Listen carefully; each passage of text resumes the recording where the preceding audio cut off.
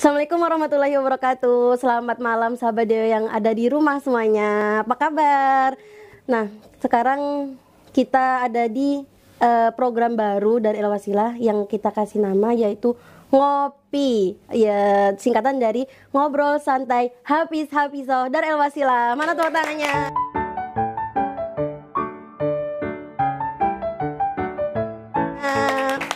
Oke, kita tadi udah nyapa nih penonton yang ada di rumah. Sekarang kita sapa juga penonton yang ada di studio ini. Apa kabar semuanya penonton yang ada di studio? Alhamdulillah. Mana tepuk tangannya? Alhamdulillah. Jadi sekarang kita kedatangan dua tamu yang akan kita ajak ngobrol-ngobrol santai sedikit tentang menghafal Al-Quran. Langsung aja ya, kita sambut mereka. Yang pertama yaitu Tazkiyah Al-Kaisa dan Faris Amri. Yeay, tepuk tangan dong buat narasumber kita. Oke. Apa kabar Kais? Alhamdulillah baik. Alhamdulillah. Udah makan? Udah. Udah ya, alhamdulillah. Ustaz Faris apa kabar? Alhamdulillah baik. Alhamdulillah. Iya. Udah makan? Alhamdulillah, tos atik mah. Alhamdulillah. Oke. Pasti sahabat-sahabat semuanya ini udah penasaran banget ya sama narasumber kita, kedua narasumber kita ini. Langsung aja kita beri waktu untuk kenalan gitu. Silakan dari siapa dulu dong? Boleh dari Kais. Dari Ini dulu. Oh iya dah, dari Reza dulu ya. Assalamualaikum warahmatullahi wabarakatuh. Waalaikumsalam warahmatullahi wabarakatuh. Perkenalkan, nama saya Faris Amri, biasa dipanggil sama teman-teman Faris. Ini mohon maaf sebelumnya suara lagi agak serak soalnya, mungkin faktor cuaca atau apa ya, nggak tahu juga. Tempat tanggal lahir asli orang Jepara,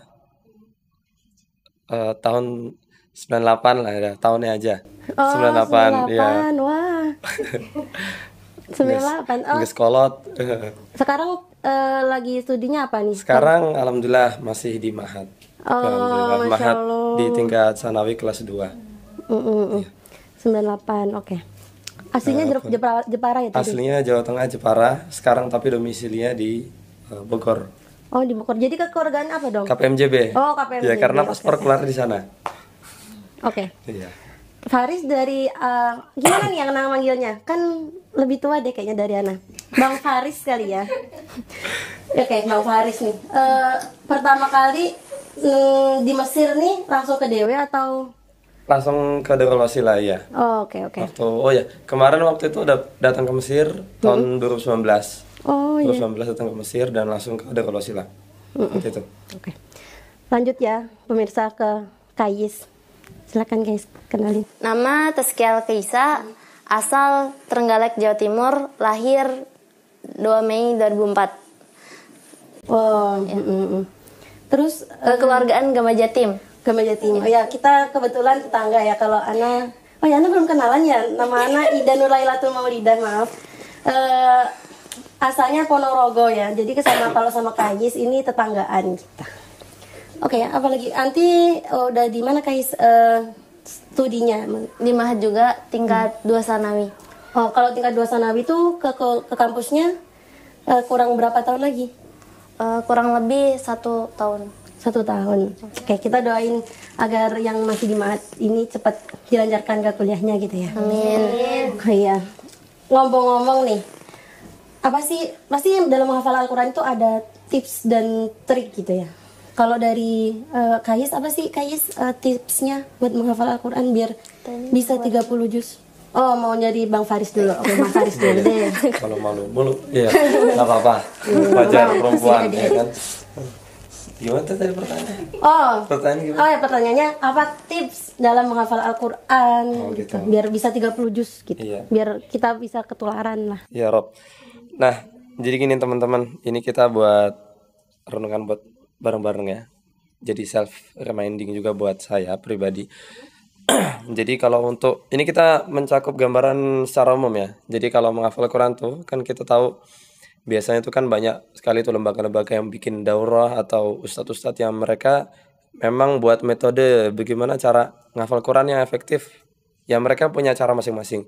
Begitu juga dari saya, dari Kais atau dari ustadz atau ustazah yang lainnya juga pasti punya pengalaman atau punya tipsnya masing-masing. Sebetulnya kalau untuk tips secara umum itu banyak sekali gitu. Kalau misalkan kita perhatiin di internet atau di pengalaman banyak kawan-kawan itu, kalau mereka tuh biasanya ada yang punya cara bisa menghafal satu ayat itu diulang 20 kali. Hari satu ayat diulang 40, 50 atau bahkan lebih daripada itu atau kurang daripada itu. Ada yang cukup 3 kali pengulangan satu ayat langsung hafal gitu. Jadi memang nggak bisa dipatokin secara garis besar keseluruhan tuh kayak gini gitu. Kamu harus menghafal satu ayat itu 20 kali pengulangan itu nggak bisa gitu. Karena emang keterbatasan atau kualitas daya ingat setiap dari kita tuh beda-beda, punya kualitas masing-masing kayak gitu.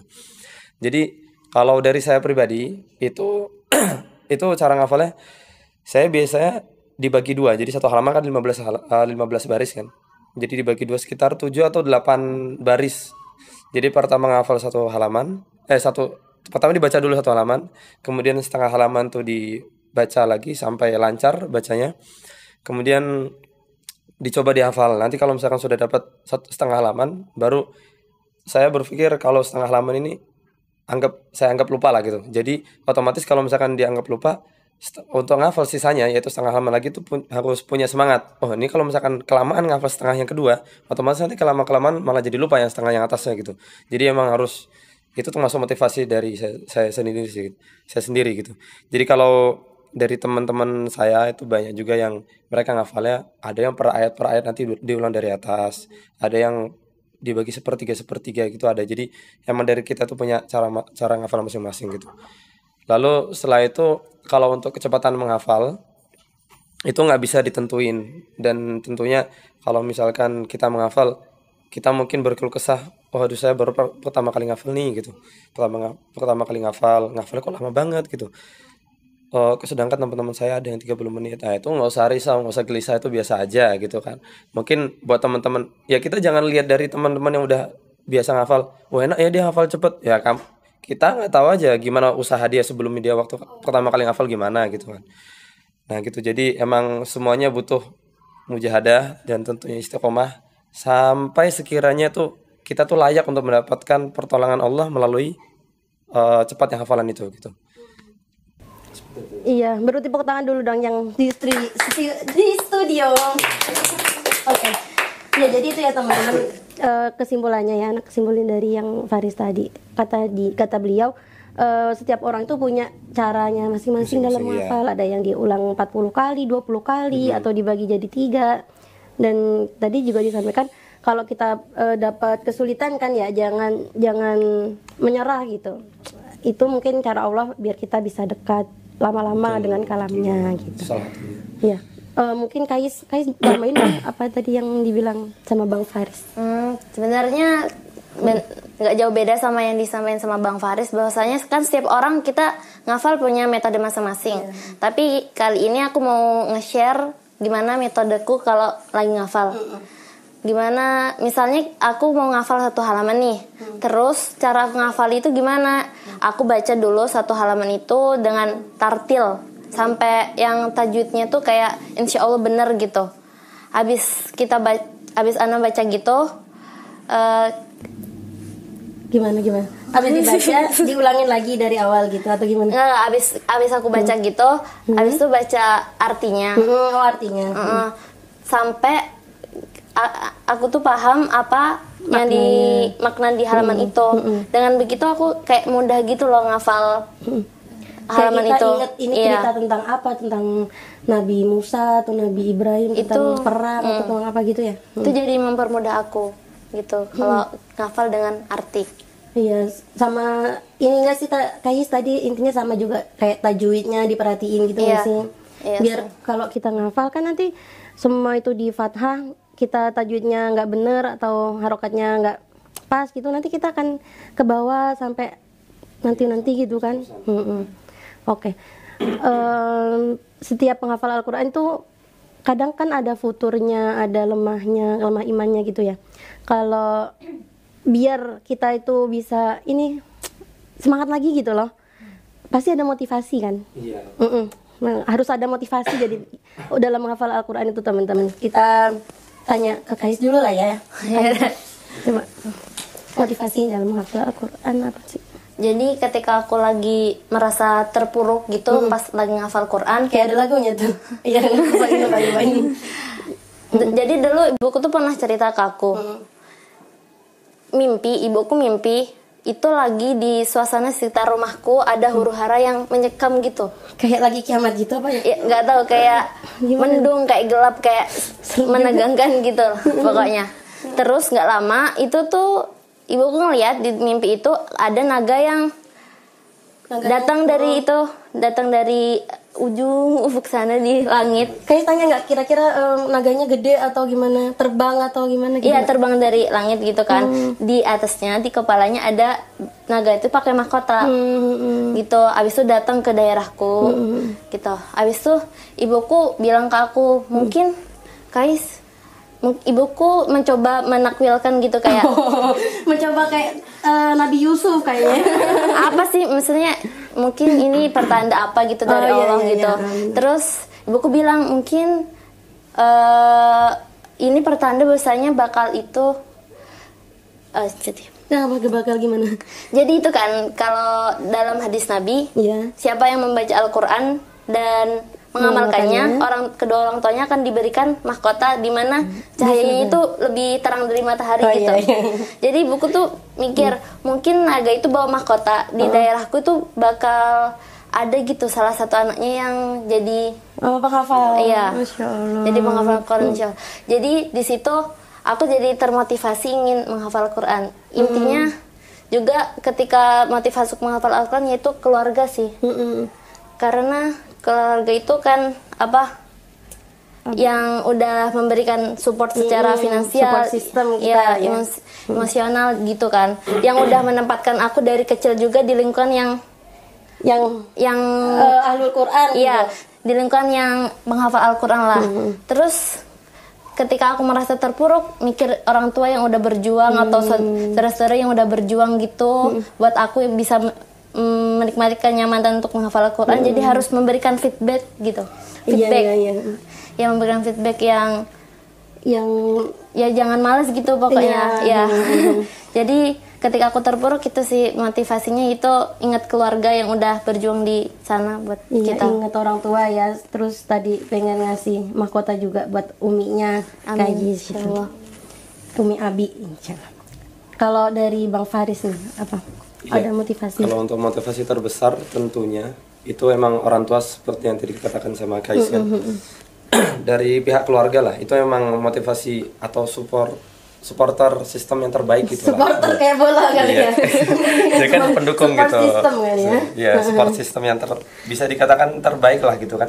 Ya karena emang dari orang tua lah kita berasal gitu. Asal-muasalnya gitu.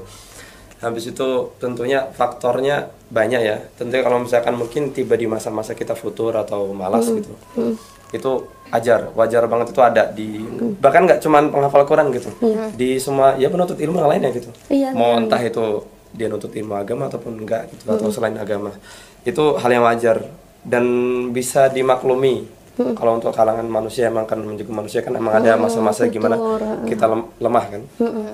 Asalkan selagi kalau misalkan kita lagi lemah atau lagi malas gitu kan, ya udah malas itu anggaplah jadi apa bahasanya itu, malas itu dijadikan ajang istirahat aja. Gitu. Ketika kita lagi usaha nih kan, di usaha dari 1 sampai 100. Nah, ketika 1 sampai 3 ini kita udah maksimal. Ternyata 3 sampai 50 kita lagi mau ngusahain, ternyata malas. Nah, itu anggap aja jadi ajang kita rehat sejenak aja. Kalau gitu. Ada quotes, jadi anak tadi senyum-senyum jadi kayak inget satu quotes gitu. Katanya boleh kita istirahat tapi jangan sampai berhenti gitu ya. Boleh capek banget. Tapi jangan sampai kita itu berhenti apalagi balik arah gitu. Pakai lanjutin. Ya betul, itu salah satunya kayak gitu. Karena kenapa saya bilang gitu? Saya pernah bikin quote dan beberapa kali saya sampaikan ke teman-teman itu. Kalau quote by Faris by gitu. Faris. Coba kita dengerin.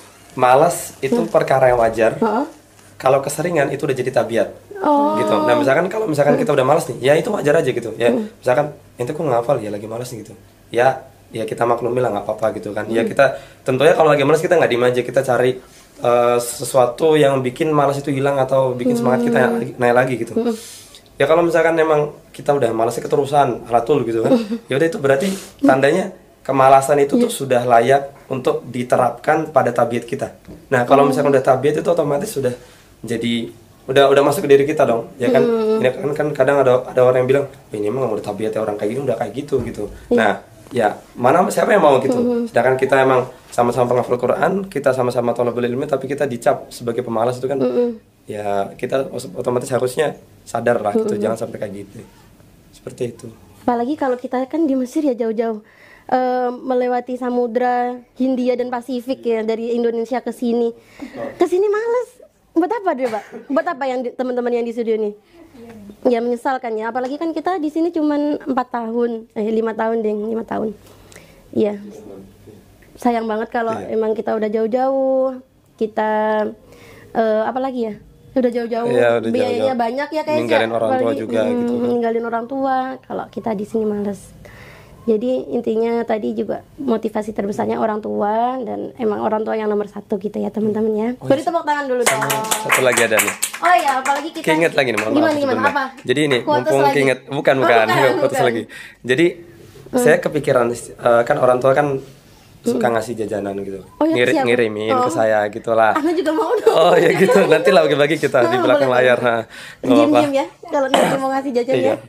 Nah, jadi Astagfirullahaladzim. Enggak. jadi gini, kalau misalkan setiap kali orang tua ngasih ke kita atau lagi nelpon atau terutama lagi ngasih sih, entah itu berupa material atau berupa makanan atau apapun itu lah, pokoknya ngasih lah intinya ngasih Kayak ya. di pondoknya juga. Iya, kayak di Padahal pondok. Mesir, Indo. Kan Jadi pondok jajan. pesantren Darul Wasilah. Oh. Iya, kan namanya Jadi gitu. tempatnya di Mesir cuy. Iya.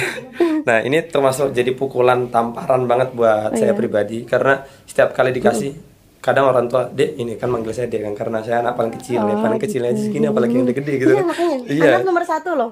Anak nomor 1. Jadi curhat. Ya, Iya, iya. lanjut. Balik lagi. Balik lagi. Jadi setiap kali orang tua ngasih tuh kepikiran gitu. Dek, ini udah ditransfer sih ini buat uang saku, buat uang ini gitu, uang jajanan dan sebagainya.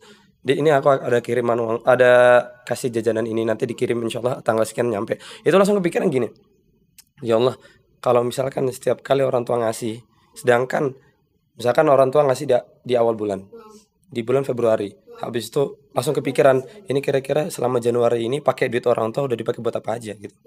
Dan itu ketampar banget, ini jujur kena banget di hati saya pribadi gitu kan.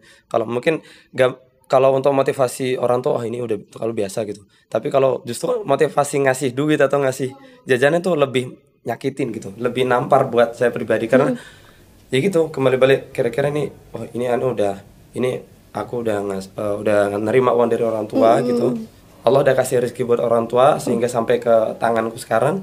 Udah Kira-kira tidak bisa dikirim jajan gitu. iya. Nah, kira-kira dari uang ini aku bisa ngasilin apa gitu. Iya. Kira-kira ada nggak hafalan yang bisa nambah dari aku? Ya Allah. Kayak gitu. Gitu. Saya tertampar juga di sini. Iya, tertampar. Iya, tertampar. Terjungkat, tersalto apalah pokoknya itulah. Iya, ya Allah ya. Iya. Kayak gitu sih. Ya lanjut tadi ya. Kais ada lagi nggak yang mau ditambahin motivasinya? Mungkin motivasinya ingat siapa gitu nggak? Nggak ada, udah cukup. Keluarga. Iya, pokoknya nomor 1 keluarga ya guys. Nomor 1 mau. Kan kita lagi sekolah. Oke. Udah Kais, apa lagi masih di Mahat ya deh ya? Iya. Masih. Jangan diulit yang pemirsa di studio. Lagi kalau Kais nih kan masih muda banget, umur berapa sih? 15 ya? 17. Oh 17. Oh iya. Nggak semudah itu. Oh, iya. Umur 17 sudah hafal semuanya juz 30 juz kamilan gitu. Tapi belum. Iya, tapi udah Masya Allah Ana juga lihat Kais emang mungkin gitu. Sejak kapan sih ininya ngapalinnya Kais? Kalau untuk ngafal biasa itu udah mulai dari SD. Soalnya SD kan di IT ya, Islam Terpadu. Iya. Jadi di situ kan ada diwajibkan ngafal. Jadi Berapa juz kalau boleh tahu di SD? nggak ada target, cuma ada disuruh ngafal gitu ya. Habis itu di situ mulai ngafal. Dari juz 30. Ya 30 29. Oh, Masya Allah dari SD aja udah dapet 2 juz ya teman-teman, Masya Allah. Sampai kelas 6 itu? Iya. Kalau Mang Faris sendiri dari kapan mulai? Saya waktu itu dari Dari lahir? Enggak, Bukan ya? Bukan, beda lagi. Oh iya. Dari usia 15 tahun. 15 Baru tahun. Oh, Kais. Oh iya. Salah. Iya, 15 tahun. Beda-beda. Kembali. Nah kan kalau SD tadi kan SD kan. Iya, Nah iya. mungkin kalau SD ya hafalan Ya saya kira hafalan semua orang ya, hafalan juz 30 atau beberapa surat pendek. Di situ waktu itu saya mulai ngafal 15 tahun dan masuk pondok 15 sama ke 16 lah. Masuk pondok Quran Itu di situ. apa itu? Oh, kira-kira lulus SD ya? Nah, kebetulan alhamdulillah waktu itu Nggak SD? saya enggak bukan gitu. SMA-nya lulusnya cepat. Oh iya, Iya, akselerasi gitu ya? iya akselerasi bukan karena pintar atau apa, tapi karena program sekolahnya udah kayak gitu. SMP 2 tahun, SMA 2 tahun. Oh gitu. Jadi emang ya saya punya mbak itu beda 2 tahun sekolahnya, tingkatan tahun sekolahnya. Ya, jadi Sama. kami lulusnya bareng gitu. Mbak lanjut kuliah karena saya masih 15 tahun ya udahlah. Daripada cepet-cepet kuliah dah mending masuk pondok aja gitu. Oh, pondok Nah, Quran. Pondok Quran. Nah, disitulah mulai pertama kali ngafal. Ya mungkin bisa dikatakan lama selesainya sih ya, mungkin 5 tahun atau bahkan Di lebih. mana tuh pondok Quran mana tuh? Di Al-Hikmah. Al-Hikmah Jakarta. Al-Hikmah Bogor. Oh Bogor. Ya, Parung Bogor. Al-Hikmah Bogor, kemudian sempat bahasanya bukan vakum ya, karena ngafal Quran nggak ada yang namanya vakum gitu ya. Keluar dari pondok itu belajar bahasa Arab sekitar 9 bulanan di Solo. Nah, di situ mulai ngafal mandiri. Di situ mulai ngafal mandiri itu emang ngerasain betul-betul emang ya sulit banget kalau ngafal Quran di luar pondok. Yang dimana kita tuh nggak menemukan situasi atau suasana yang sangat nggak kondusif gitu. Kita lihat teman-teman yang ya mungkin mereka malas tapi kita pengen berusaha tapi ya Allah ini kok susah banget, nggak ada aura-aura positif ini nggak ada gitu. Ya otomatis kalau misalkan kita di keadaan seperti itu ya kita nggak bisa dong selamanya ngandelin lingkungan. Sedangkan kadang kita dapati beberapa lembaga ada yang memang dia tuh kategori lembaga fokus dalam bidang keilmuan agama tapi ternyata dalamnya tuh enggak gitu kan. Ya kita temui beberapa lembaga ada yang kayak gitu dan otomatis kita mau nggak mau harus jadi tokoh di sana, bahasanya tokoh perubahan lah ya gitu. Tokoh yang dimana kita tuh menjadikan diri sebagai contoh teladan buat yang lainnya kayak gitu. Jadi nggak selamanya apa tuh namanya, nggak selamanya ngegantungin ke orang-orang sekitar. Iya. Ya 15 tahun mulai ngafal. Itu selesai Itu di pondok selesainya itu. sekitar kalau nggak salah umur 20 tahun. Oh. Iya 20 tahun. Ya itu kan karena waktu itu ya 15 tahun saya anggap itu masih kecil lah ya. Kalau bahasa Jawa itu masih ulah-ulo gitu. Ya ulah-ulo tau lah ya, masih pelintang nggak tahu arah tujuan hidup dan lain sebagainya gitu kan. Jadi ya ngafalnya bukan karena Allah atau awal-awal gitu. Jadi semangatnya kurang kayak gitu ya. Mungkin karena enggak dulu tuh awalnya kan emang karena guru ada yang hafal Quran. Habis itu saya lihat oh, ini kok beliau bisa ya ngafal baca Quran tapi nggak lihat gitu sambil nyapa gurunya. Beliau namanya Pak Mulyadi ya, semoga beliau dalam Kirim salam naungan dulu dong Allah. sama Pak Mulyadi. Assalamualaikum Ya, Pak Mulyadi. assalamualaikum, Pak Mulyadi. Semoga Pak Mulyadi lihat kita di sini Amin. ya. Gitu di situ jadi beliau ngafal Quran lagi merojah tuh di kelas waktu itu sekolah alam kan. Saya sekolah alam. Waktu merojah sambil nyapa santrinya gitu. Jadi wih enak banget kayaknya kalau misalkan saya bisa jadi kayak beliau ya. Nah dari situ motivasinya simpel, motivasinya karena pengen bisa baca Quran tanpa lihat. Nah cuman itu aja gitu. Ya akhirnya mulailah 15 tahun mulai fokus ngafal Quran di situ, masuk pondok, akhirnya selesai alhamdulillah. Di pondok itu juga? Bukan. Bukan. Nah setelah dari Al-Hikmah itu pindah ke Pondok Al-Utsmani gitu di Bogor juga, cuman pusatnya di Jakarta. Iya. Itu Oke. Insya Allah jadi. Tapi tadi sempat bahas tentang tempat ya dan apa sih tadi situasi sama kondisi apa sih bukan tabiat apa sih? lingkungan. Nah itu. Kalau menurut antum sendiri di Darul Wasilah ini gimana nih lingkungannya? Ya tentunya kita tahu ya, nggak ada yang namanya lembaga itu 100% tuh baik gitu. Ya nggak sempurna gitu. Ya nggak semua lembaga, bahkan sekalipun pondok pesantren yang ternama misalkan kita siapa pernah dengar ada pondok pesantren Iskarima atau Wadi Mubarak yang di Bogor itu kan berapa ratus santri coba yang udah dikeluarin di sana yang mereka hafiz. Tapi kan nggak menutup kemungkinan lembaga itu tuh banyak kekurangan gitu. Ya begitu juga Darul Wasilah punya kelebihan dan kekurangan gitu. Jadi alhamdulillah gitu Darul Wasilah memfasilitasi cukup baik menurut saya. Cukup baik dari segi programnya, pelayanannya juga alhamdulillah gitu. Dan nggak menutup kemungkinan untuk adanya kekurangan itu gitu. Iya benar. Dan itu hal yang bisa kita wajari ya tentunya. Gitu. Kalau Kayis nih, ya tadi cukup banyak ya motivasi dari Ustadz Faris. Kalau Kayis nih, nasihat dong buat kita, buat anak sendiri sih kayak gimana agar kita tuh tadi ya nasihatnya aja deh untuk kita. Sebenarnya kalau untuk mau menasihati banyak juga yang kurang dari aku, yang kadang juga males banget buat murojaah apalagi. Jadi mungkin sedikit nasihat ada dijelaskan di itu kitab Tibyan. Ustadz Imam pernah ngajar ke kita gitu pas lagi mutabaah.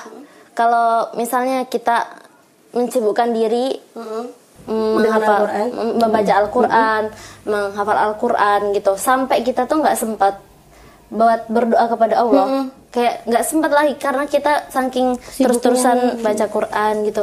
Maka Allah tuh akan ngasih kita sesuatu yang lebih baik daripada yang dikasih Allah ke orang yang lagi berdoa gitu. Tanpa kita meminta ya, kayak ya.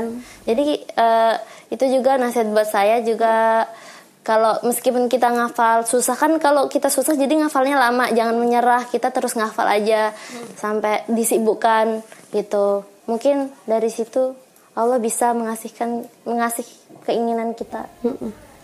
Iya, tanpa meminta gitu ya guys, karena Allah itu tahu tanpa kita meminta, tanpa kita menyebutkan atau berdoa keras-keras, Allah itu bahkan sedekat denyut nadi kita loh sama kita. Jadi ya pasti Allah tahu. Apalagi kita masih bukan diri dengan Al-Quran gitu.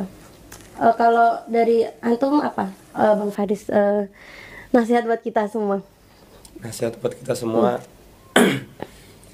jangan menghafal Quran ya. Nggak selayaknya buat kita untuk menghafal Quran hanya untuk mengejar status sosial seperti itu. Karena memang banyak kejadian yang kita lihat tanda kutip hafiz gitu kan. Tapi ternyata perilaku kita sangat kontras daripada apa yang distatuskan kepada kita gitu. Status apa yang disematkan kepada kita. Itu tamparan buat pribadi, buat kita semua tentunya. Itu nasihat yang paling kuat, dan tentu itu semua kembali kepada hati, ya kan?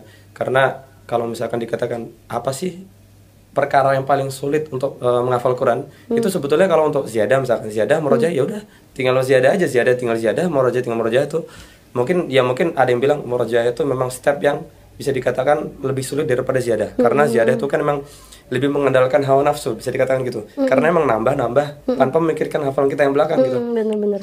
Nah itu, jadi ketika udah masuk ke tahap murojaah, kita ada beban lagi, tapi ternyata ada satu perkara yang emang menurut saya, dan emang seharusnya ini menurut buat semua kalangan penghafal Quran, ini perkara yang paling sulit untuk dilakukan. Apa tuh? Yaitu menjaga hati. Menjaga hati guys. Menjaga hati. Nah, karena kenapa gitu? Menjaga hati dari semua hal ya. Menjaga hati dari hal-hal yang sering kita jumpai, dari hubungan kita sama perempuan, hubungan kita sama lawan jenis gitu. Ya kalau sama perempuan ya masa dari Ustazah ini sendiri sama perempuan nggak boleh kan gitu. Iya, kan emang ada yang diperbolehkan dalam betul. 3 hal itu. Tentunya kita punya batasan-batasan lah gitu kan. Tentunya dari lingkupan penghafal Quran sendiri menjaga hati dari niat kita gitu, karena memang bisa dikatakan bahwasanya niat itu bisa berubah sedetik demi sedetik gitu, dan bisa kita rubah ke baik dan bisa kita juga rubah ke buruk kayak gitu.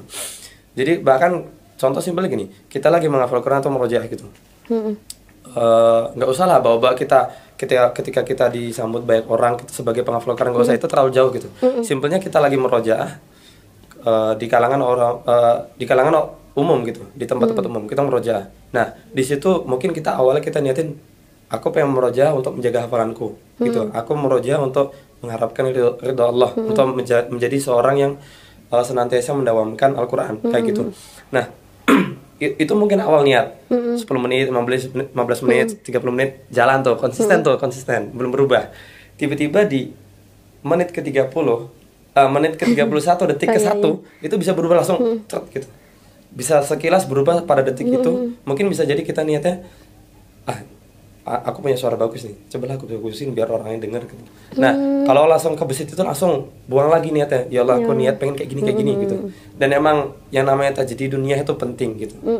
Dan tentunya kuatnya niat kita itu ditentukan dari hasil amaliyah kita ke setiap hari kita gitu. Gitu. Kalau misalnya kita emang amaliyah kita baik, insya Allah kita semakin mudah untuk menata niat kita gitu. Karena emang itu adalah perkara yang bisa dikatakan paling sulit gitu untuk menjaga niat itu. Oh ya Kais, tadi kan Kais bilang kan pertama kali ngafal waktu SD di Trenggalek ya. di Trenggalek itu sampai kelas 6. Tapi itu belum selesai kan? Belum. Nyelesainya di mana sih, Kais? Jadi setelah lulus SD itu ibu aku ngirim aku ke daurah gitu. Ada di Kuningan namanya YKTN. Oh, YKTN. Iya. Pernah ikut daurah di situ selama sebulan. Di situ kan masih SD kan, umur 13 tahunan. Jadi kayak masih belum ada semangat buat ngafal, kayak juga masih ini ngafal tuh ngapain Buat sih apa gitu. sih, Iya, gitu. buat apa sih? Jadi di sebulan itu tuh aku nggak terlalu memanfaatkan gitu, kayak malah Kamu di ngapain di sana malesan malah kebanyakan main-main malahan. Malah kan di YKTN pakai ini ya, pakai hotel ya kalau nggak salah ya. Iya. Oh, Jadi enak banget tuh. kebanyakan aku di sana malah jajan gitu, malah sedikit ngafalnya di situ. Agak menyesal sih kalau mengingat dulu. Terus setelah sebulan itu ngafal, akhirnya kan balik tuh. Aku masuk pondok. Tapi dapat berapa juz ngafal di YKTN? Cuma 2, itu pun ziyadah. Oh iya. Tapi juga waktu dulu kayak ngafalnya juga macet-macet banget, belum tahu cara ngafal juga, kayak masih Belum tahu trik bingung yang tepat gitu ya. Iya. Belum tahu gimana. gitu. Terus Abis itu dari sebulan itu aku balik ke Trenggalek kan. Masuk pondok di itu pondok satu lembaga sama SD ku dulu, Permata Umat. Masuk SMP di situ 1 tahun. Di situ ngafal lah tuh. Ngafalnya juga, kalau itu juga bukan pondok tahfidz. oh iya. Iya, tahfidz tapi yang Ada enggak, tahfidznya, tapi- ya, enggak menekankan yang harus ngafal enggak. Ada pelajarannya juga kayak. Ada bahasanya juga nggak sih? Iya. Terus di situ aku ngafal juga, tapi juga cuma sampai juz 5 kayaknya. Oh iya. Cuma dapat 5 juz. Itu aku kelas 1 SMP di situ. Terus karena apa namanya? Kayak nggak fokus, kayak pingin pingin serius. Terus juga itu pondoknya itu di Dalam di dekat rumah aku, jadi kayak nggak kerasa, nggak ada feel mondoknya, Iya, kayak iya. setiap hari sering pulang Iya, gitu, iya, kayak kurang menantang mungkin iya, ya. kurang tantangan. Iya. Terus Masih di zona nyaman gitu ya. masih di zona nyaman. Terus nggak lama tuh, waktu di akhir-akhir kelas 1 SMP, ibuku menemukan Di apa mana? sih? Nemunya di mana? Nemu di Facebook gitu kan, itu ada pondok pesantren itu Mafaza Bogor, itu secabang sama Alikmah Bogor juga. Ya, tapi cabang untuk ceweknya. Disitulah nemu ibuku ada pondok ini, terus di situ ada promosi. Ibuku promosi pondoknya. Di situ ibuku tertarik untuk mensekolahkan aku di situ. Terus ibuku tanya ke aku, kamu mau nggak di pondok sini? Tapi pondoknya itu nggak ada sekolahnya. Ya, ngafal Al-Quran aja. Iya, jadi tak khusus Quran doang. Jadi aku maulah tuh. Jadi pas naik ke kelas 2 SMP, aku pindah ke Mafaza, ke pondoknya itu buat fokus ngafal kan. Di situ aku mulai ngafal serius, serius untuk menyelesaikan ziyadah. Nah, akhirnya di situ selesai ya. Iya, selesai alhamdulillah. Berapa lama? Untuk ziyadahnya selesai 6 bulan. Masya Allah. Beri tepuk tangan dong semuanya. 6 bulan ziyadah ya guys. Terus apa ya? Surat apa sih yang Kais ini suka paling mengena di hati, atau mungkin ada ayat tertentu yang Kais itu bacanya langsung ya Allah tersadar gitu? Ada nggak? Nggak tahu sih, kurang sih. Aku mikir dulu. Ya udah mikir dulu. Oke, langsung ke narasumber selanjutnya. Oke. Kalau surat ya atau ayat gitu. Iya, terserah apa aja. Ada sih kalau untuk banyaknya ya, satu surat Qaf. Qaf itu kan ada hampir 3 halaman, beda 3 baris atau 4 baris gitu kan. Setelah itu surat Az-Zariyat. Qaf halaman 1, halaman keduanya. Kenapa itu? Kenapa itu, suka? Pertama emang ngejelasin kalau yang namanya muraqabatullah itu emang betul-betul bahasanya ada lah gitu kan. Emang betul-betul bisa meyakinkan kita kalau emang betul-betul Allah tuh maha melihat. Ya karena memang Allah memerintahkan malaikatnya untuk mencatat segala amal baik dan buruknya. Kemudian nanti ketika di akhirat tuh kita buat kita yang memang suka menyalahkan, oh setan nih gitu. Misal mungkin Padahal setannya kita sendiri kan. iya, setan yang bikin aku malas gitu kan. Nah, sebetulnya di situ di surat Qaf itu jelasin justru kita nanti berantem sama setannya gitu. Oh iya. Iya, ini nih dia nih yang udah bikin aku sesat nih gitu. Ya Allah gitu. Habis itu kata setannya, enggak itu mah gara-gara kamu aja emang gampang kebawa gitu kan bahasanya. Habis itu kata Allah, udah ini ketetapan yang udah sudah aku adili. Habis itu di situ Allah ngasih pertanyaan, nanya ke ke setan. salah satu neraka. Oh kan nanya ke neraka. Neraka makhluk Allah kan. Di situ Allah nanya ke neraka itu, masih muat nggak kira-kira gitu. Nah, di Muat situ lah ya, emang gitu. ya kan udah saking banyak, mungkin di situ konteksnya udah saking banyaknya orang masuk neraka. Oh ya Allah. Habis itu kalau Alhamdulillah ya, semoga kita dijauhkan. semoga kita terjauhkan dari azab kubur dan neraka. Iya, gitu ya. amin ya Allahumma amin. Di situ Allah tuh berfirman kayak gini ayatnya. Yauma naqulu li jahannam, di situ kami berkata kepada Neraka. neraka jahanam, halim talaqti wa taqulu hal mim mazid. Kamu udah penuh belum gitu? Kamu udah penuh belum? Nah, kalau misalkan belum aku tambahin nih gitu lah bahasanya gitu. Tidak, ternyata daerah jahanam situ ahlan, silahkan gitu. Di sini masih muat banget, masih lebih banget di situ. Nah, di situ emang jadi reminder banget buat kita gitu. Ya bukan berarti wah ini nakut-nakutin doang ya, enggak gitu. Itu sebetulnya buat pribadi gitu. Itu ayat itu di surat Qaf itu sama di surat Al-A'raf. Iya, Al-A'raf di juz 9 seingat saya. Yang walaqad zara'na li jahannam katsiran minal jinni wal ins. Di situ banyak orang yang dicampakkan ke neraka yang dari golongan jin maupun manusia gitu. Ya itu siapa tuh orangnya? Lahum qulubun la yafqahuna biha, yang punya akal tapi nggak bisa pakai akalnya. Allah udah kasih tanda-tanda banyak tapi ternyata dia nggak dipakai dengan semaksimal mungkin. Walahum azanul la yasma'una biha walahum a'yunul la yubsiruna biha walahum azanul la yasma'una biha. Allah kasih pendengaran, Allah kasih penglihatan dan pendengaran, tapi di situ ternyata manusia ini dan jin itu nggak menggunakan dengan sebaik mungkin. Dan ternyata Allah sematkan kata-kata setelahnya, yaitu ulaika kal an'am. Mereka itu seperti hewan ternak. Tapi ternyata nggak cuma hewan ternak aja. Kata Allah lanjutin, balhum adol, bahkan lebih sesat daripada itu, lebih buruk gitu. Auzubillahi min dzalik. Itu jadi reminder banget buat saya pribadi kayak gitu. Iya. Masya Allah Kayak sih. gitu sih. Iya ngeri juga ya. Anak juga pernah kayak lihat tuh di salah satu ayat katanya ya. Apa namanya? Kan kita ngikutin setan. Malah setan tuh di hari akhir tuh nggak, ngapain kamu ngikutin aku gitu, aku nggak nyuruh kamu ngikutin aku kok. Nggak, Allah aku nggak pokoknya nggak bertanggung jawab atas hamba ini gitu. Dia yang mau sendiri ngikutin aku gitu. Jadi dia tuh lepas tangan gitu dari dosa kita gitu. Kalau Kais Nggak ada sih, nggak ada. Aku kalau suka ayat nggak gara-gara artinya gitu. oh iya, apa gara-gara apa pendek waktu dibaca sholat atau Iya, gimana? itu Al-Ikhlas. Oh iya, Aku paling suka surat Al-Ikhlas sih. Karena kalau baca Al-Ikhlas tuh mungkin kenapa dinamain Al-Ikhlas, mungkin bikin hati kita ikhlas pas imam baca gitu. Karena kalau imam bacanya Al-Baqarah 1 juz gimana itu? 3 juz. Aduh, udah. Nah, ikhlas. Terus kalau kita sendiri sholat jamaah, sholat sendiri bacanya Al-Ikhlas, ikhlas banget gitu sholatnya. Oh ya, itu aja sih. Apalagi ya? Ada tips atau ada kata-kata terakhir yang mau disampaikan gitu nggak? Dari kami berdua. Mungkin ini ya buat penghafal Quran pada umumnya. Penghafal Quran khusus kepada penghafal Quran. Karena kan kita konteksnya lagi pembahasan tentang hafal Quran. Penghafal Quran itu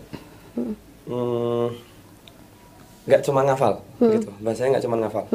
Ustaz Imam tuh sering ngasih pelajaran ke kita gitu kan. Ya tadi di kitab yang disampaikan sama Kes juga, yaitu At-Tibyan. Di situ Tibyan tuh ngejelasin tentang bagaimana ada beda penghafal Quran. Kalau ternyata di dalam kitab itu menjelaskan penghafal Quran itu ternyata bukan semata-mata hafal Quran loh gitu. Nggak cuma semata-mata hafalan doang gitu. Nggak cuma semata-mata hafalan kemudian kita meroja habis itu sudah, nggak kayak gitu. Dan ternyata emang tugasnya banyak gitu. Tugasnya banyak. Salah satunya kita harus berakhlak seperti Quran gitu. Dan itu emang balik-balik buat nasihat kita semua gitu kan. Dan untuk metode menghafal, cara menghafal yang baik itu bisa dikatakan memang dia menghafal Quran secara kamil, secara keseluruhan. Itu kebanyakan orang tuh gini, agak-agak ngebelibet ngomongnya. Gini, jadi ada beberapa orang yang dia memang menghafal Quran dan sudah merasa puas ketika hafalannya tuh selesai di tahapan ziyadah. Nah, ini jadi kesalahan besar ya. Mungkin ini Allah alam juga mungkin dianggapnya wah aku udah selesai hafalanku ya udahlah jadi aku lega. Ternyata di situ ziyadahnya itu masih ziyadah gitu loh. Ternyata ziyadah itu ya cuma sebatas itu aja gitu dan emang belum ada yang bisa dibanggakan gitu. Ya mungkin bisa lah, udah alhamdulillah udah selesai hataman hafalannya gitu, hataman hafalannya. Nah, jadi yang perlu jadi pengingat bahwasanya ziyadah adalah tanggungan kita, gitu, tanggungan kepada kita yang sudah menyelesaikan ziyadah itu. Jadi buat kita yang udah nyemplung ke dunia ranah hafalan Quran, penghafal Quran, kita jangan cuma sampai selesai di tahapan ziyadah aja gitu, karena ziyadah itu justru tanggungan kita. Tanggungan kita masih banyak gitu. Tanggung jawab kita masih, kita harus menyelesaikan 30 juz betul-betul ngelekat di otak kita gitu kan. Betul-betul sampai di hati kita sehingga kita bisa mengamalkan apa di isinya dan menyampaikan apa yang ada di kandungan Al-Quran itu sendiri kayak gitu. Iya, jadi makanya ya sedikit promosi di DW ini ada setelah level 1 tuh ada level 2 guys. Jadi yang mau memungkinkan lagi ada di level 2-nya gitu. Guys, ya nggak jauh beda sama yang di nggak jauh beda mulu. Ya harusnya apa loh? Iya bener-bener. Bang Faris ini udah menyampaikan semuanya. Jadi kayak nggak ada lagi yang bisa disampaikan. Kayak emang betul yang kalau kita udah nyemplung ke ziyadah itu, kita ngafal ziyadah itu tuh tanggungan kita sebenarnya lebih gede daripada orang yang nggak ngafal Quran sama sekali. Karena teman aku pernah bilang ketika kita selesai di juz 30 air udah selesai ziyadah, itu tuh kita sama aja kayak berjanji kepada Allah bakal murojaah Quran ini, bakal bawa Quran ini sampai nanti akhir hayat kita gitu. Bener gak sih kalau semua kita udah ngafal terus lupa, itu dosa? Iya nggak? Dosa. Karena salah atau bentuk melalaikan kita. Astagfirullahaladzim. Iya, ketampar lagi gue guys. Kita lah, kita semua. Atau itu kan mungkin kalau lupa itu kan manusiawi.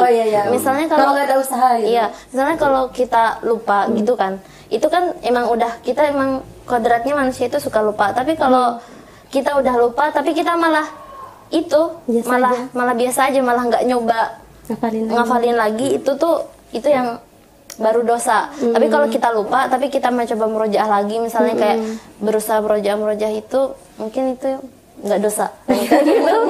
Iya, insyaallah dosa cuma ada di Allah yang menentukan, ya Allah. Ya kan, karena ini kan sebetulnya kalau dalam kategori bisa dikatakan ahlullah kan banyak kan kategorinya. Ada yang dia harus mengamalkan dan sebagainya. Itu bukan dia yang selesai hafalan 30 juz secara mungkin, bukan kayak gitu. Tapi bagaimana dia sepanjang hidupnya ketika dia mulai menginjakkan kakinya dalam ranah penghafal Quran sampai dia akhir hayatnya tiba, dia selalu membersamai Quran. Jadi konteksnya itu bukan batas akhirnya itu bukan ketika dia selesai menghafal, bukan, tapi ketika bagaimana dia bisa senantiasa membersamai Quran sepanjang hidupnya. Ya nanti juga ingat ya waktu di SMP dulu guru anak yang muhafizahnya ini katanya, saya tuh enak kalau udah jadi ibu-ibu rumah tangga ini nyapu sambil murojaah, siram-siram tanaman sambil bacanya gitu. Jadi masya Allah banget beliau ya, jadi rumahnya rapi tapi dapat pahala gitu, dapat 1 juz gitu. Ya masya Allah banget. Oke guys, insya Allah itu tadi bincang-bincang kita yang lumayan. Insya Allah bisa kita ambil banyak pelajarannya dari 2 narasumber kita ini. Sebelumnya kita kasih give applause dong buat kita. Oke, masya Allah banget. Apalagi ya guys? Sepertinya udah lama. Udah cukup ya. Insya Allah kalau ada kesempatan lagi kita akan bincang-bincang di lain tema, bisa tentang apa aja deh, nanti request ya. Oke, gitu aja. Komen. Oh ya, jangan lupa komen dan subscribe. Insya Allah kita akan terus membuat video-video atau channel-channel yang bermanfaat seperti ini gitu. Kita tutup dulu ya dengan Alhamdulillahirabbil alamin dan kafaratul majelis. Subhanakallahumma wa bihamdika asyhadu an la ilaha illa anta astaghfiruka wa atubu ilaik. Atas kurang lebihnya mohon maaf. Dadah. Assalamualaikum. Warahmatullahi wabarakatuh. Semuanya sahabat DWS.